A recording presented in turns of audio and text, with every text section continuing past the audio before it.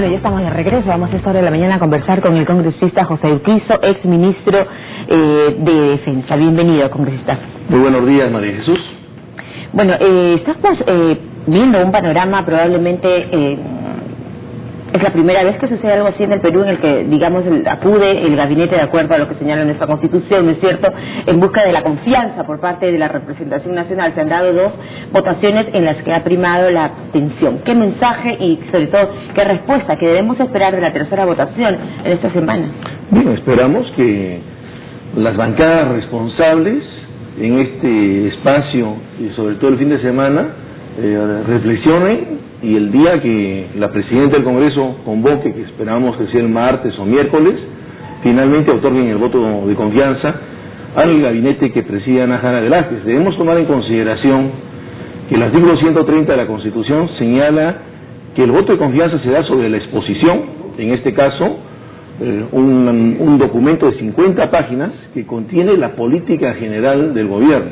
Es decir, el voto de confianza se da sobre las acciones que va a emprender este gabinete liderado por Ana Jara Velázquez, que no es sino el desarrollo del mensaje a la nación que ha dado el señor presidente de la República, Ollanta Humala, el 28 de julio, y cuyas líneas matrices se dan sobre 5 ejes: educación, en primer lugar; salud, seguridad ciudadana; promoción y desarrollo productivo; la lucha frontal contra la corrupción. Entonces son estos los temas que están en discusión, y es lamentable que se haya incorporado en la hora lona una serie de temas como el tema del señor García Sayán y su eventual postulación a la Secretaría General de la Organización de Estados Americanos, el tema del aporte de los profesionales independientes a las AFPs, el tema de la huelga médica, que todos estamos preocupados con la problemática de la salud, y una serie de medidas que lamentablemente el discurso tampoco es muy claro. Por un lado hablan que Ana Jara es nuestra amiga, que es muy inteligente, que ha demostrado una capacidad dialogante, que tenemos que empoderar a Ana Jara. Eso le quería comentar un poquito, porque realmente se ha apreciado pues una actitud y casi inmediata, ¿no es cierto?, luego de su nombramiento, de luego de haberse dado ese encargo de asumir la presidencia del Consejo de Ministros, esta cuestión de tender los puentes, de acercarse a todas las bancadas y poder establecer los diálogos pertinentes. No bastó probablemente, y por otro lado si va a haber, si se va a aceptar algún tipo de condicionamiento, o cuál sería en todo caso el mensaje. Debemos señalar que de los 30 días de haber asumido esta responsabilidad, por lo menos 15 se ha dedicado a conversar con el sector social, gremial, empresarial y político, así como sindical, en el ámbito nacional. O sea, la Premier se ha dedicado a dialogar, a conversar, y parecería que en la versión documentada que se nos ha entregado a todos los congresistas ha desaparecido una página, la página 48, o no han leído los colegas congresistas. La página 48 ella habla con humildad de un reconocimiento que las cosas que han quedado pendientes deben ser mejoradas, o aquellos aspectos que sean necesarios rectificar en el gobierno, ella va a asumir la responsabilidad de liderar las rectificaciones. Ha hablado de que todas estas acciones, en los temas de educación, salud, seguridad ciudadana, la lucha contra la pobreza, el tema de la lucha contra la corrupción, debemos realizarlo juntos, y ha planteado una agenda concertada entre el Poder Ejecutivo y el Poder Legislativo. Es decir, todos los temas que está reclamando un sector importante de la oposición constituyen un compromiso de la primera Ana Jara. Lamentablemente hay bancadas que, así cambiemos a determinados ministros, no van a votar a favor, y lo han demostrado a lo largo de estos 3 años, donde prácticamente han impulsado 30 interpelaciones y pedidos de mociones de censura contra diversos ministros.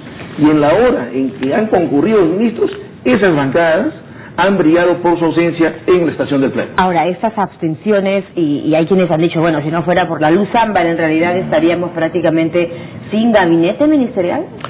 Es lamentable, porque hay un vacío constitucional, y hay que reconocerlo, en el sentido de que el voto ámbar, ¿qué significa? ¿Es un voto en contra? No es un voto en contra, sencillamente no implica una negación. Entonces se da el caso tampoco que no es ni estar en el limbo, ¿no? Exacto. No, estamos en el limbo, o sea, y es un mal mensaje que cierto sector del Parlamento sencillamente se se pone en la tribuna cuando deberían actuar responsablemente, sí o no, ¿no? Si bien es cierto que el reglamento del Congreso señala que existe esta votación de abstención, pero no entendemos cómo pretenden a través de este voto darle un mensaje al Parlamento cuando a lo largo de las 2 semanas en que se ha reunido Ana Jara con las diversas bancadas plantearon ¿Hay un doble discurso? Hay un doble discurso, más aún cuando señalaron que no había condiciones, que en ningún momento iban a plantear ni cuota de poder, ni retiro de algún ministro en particular. Y además existe la salida, que si cierto sector de la oposición no le gusta la cara a algún ministro, o tiene algún cuestionamiento por temas de conducta o incapacidad en su gestión, tienen el procedimiento que han utilizado siempre, de la interpelación y la moción de censura contra algún ministro. Pero no podemos confundir este procedimiento de la cuestión de confianza que ha solicitado la primera Ana Jara con el tema de plantear el retiro o de algún ministro o 2 ministros o 3 ministros en particular. Tiene la oposición el procedimiento parlamentario al amparo de la Constitución y el reglamento para poder desarrollar este procedimiento, pero estamos confundiendo. Según el artículo 130, ¿no?, de la Constitución. Ahora, esta semana, bueno, esperaremos efectivamente que la Presidenta del Congreso extienda la citación pertinente a ustedes, a los padres de la patria, para finalmente definir este voto de confianza que, lo decía el constitucionalista Raúl Ferrero, ¿no?, nada de favor le hace al Perú, nada de favor le hace al Congreso, pero quisiera preguntarle, congresista Urquizo, la posición es de no condicionamiento, pero digamos, de alguna manera hay una especie también de conclusión a nivel de su bancada, a nivel de partido político, respecto de toda esta situación que se viene dando en el Parlamento, supongo.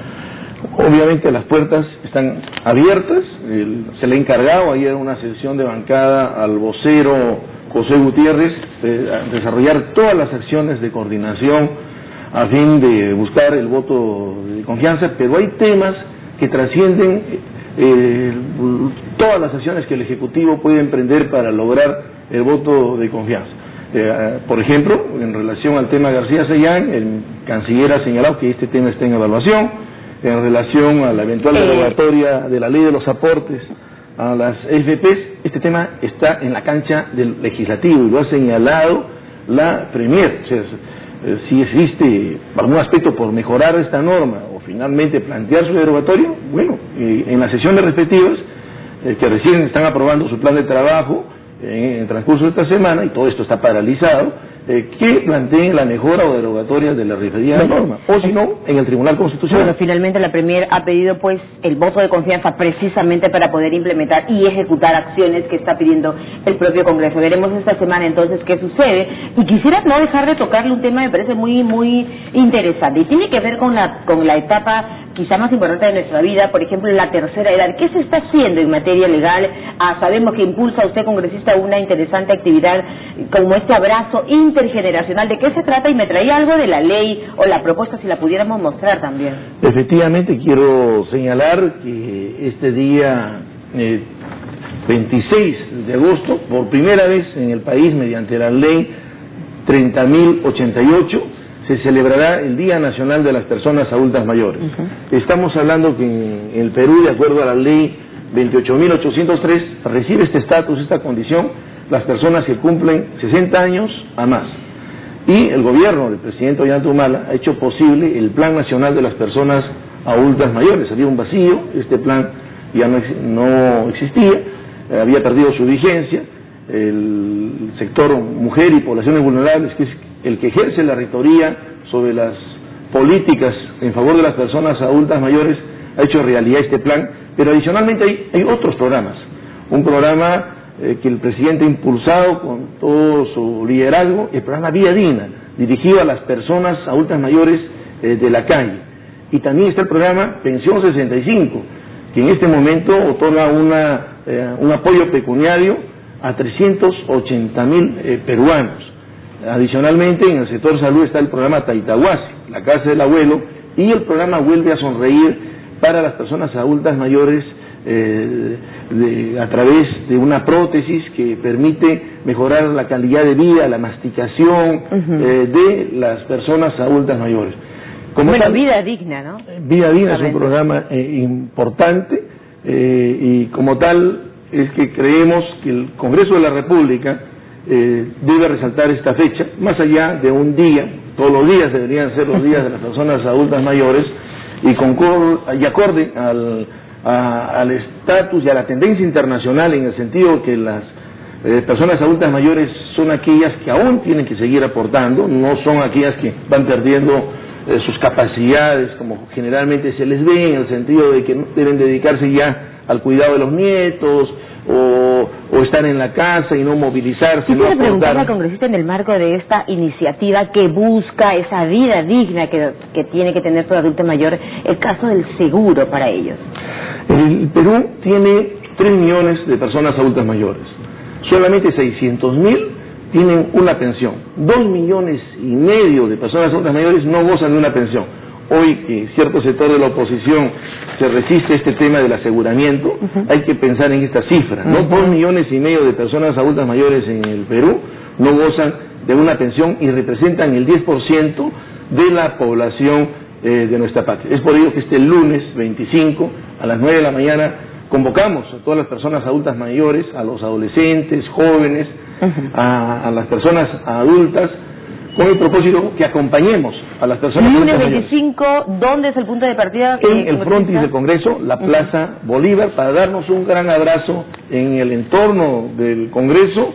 Y pedirle al Congreso pues que ayude en esto, ¿no? Que así adelante. Es necesario hoy que los congresistas se acuerden de las personas adultas mayores con este tema, de los aportes, que también nos acompañan. Claro que sí, y a ponerse de acuerdo por ellos, ¿no? Que todos hemos recibido el mejor cuidado de nuestros abuelitos, son las personas que probablemente con su sapiencia y sabiduría nos enseñan muchas cosas cada día.